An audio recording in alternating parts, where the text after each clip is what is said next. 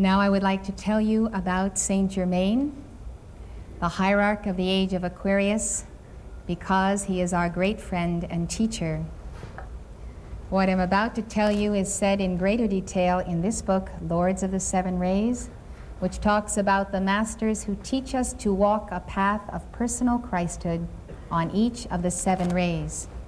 Remember, I told you that you and your twin flame made a decision in the great central sun as to what would be your calling and service. Today, you are serving on a particular ray, one of the seven. You may not know what that ray is, but if you read about the lives of the masters, you will discover what kind of people serve on those rays, and then you may identify yourself as being on one and understanding a very specific way and method of externalizing the Christ on that ray. For instance, El Moria on the first ray is the example for statesmen, people in government, in the economy, in law, in business, leaders in every field. The first ray is the ray of leadership, administration, management. Lord Lanto, serving on the second ray, is the sage. All those who are teachers, communicators, those who study and embody the wisdom of God in any field are serving to externalize their Christhood on that ray. Paul the Venetian is the third ray, the pink flame of divine love. He is the artist. Through art and culture, drama, theater, through many other ways, we expand love in our hearts. It is a very creative area. People are creative in all fields. You may not specifically be an artist, but you have creativity, and that is the way you express your Christhood. Serapis Bey on the fourth ray is the architect. That is the white ray.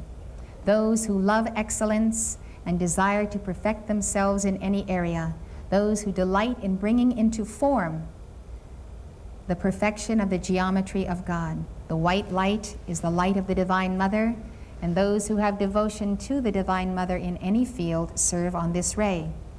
Hilarion is the healer. He was embodied as the Apostle Paul. If you think of Paul's mission of healing, Hilarion had a similar mission. This is the fifth ray, the green ray, and this is not only a ray of healing, of physicians, of healers, of nurses, doctors, and those who pursue alternative methods. It's also the ray, again corresponding to a chakra, this is the third eye, of music, science, harmony, vision.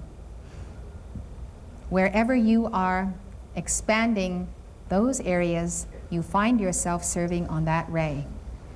Lady Master Nada is known as the judge. She was an outstanding attorney on Atlantis.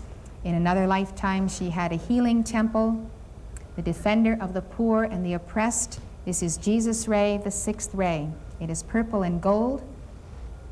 And those who love to minister to life and serve life find themselves on this ray. It could be in any profession and calling, but you love to help people, and you're finding a way, perhaps in human services, to do just that.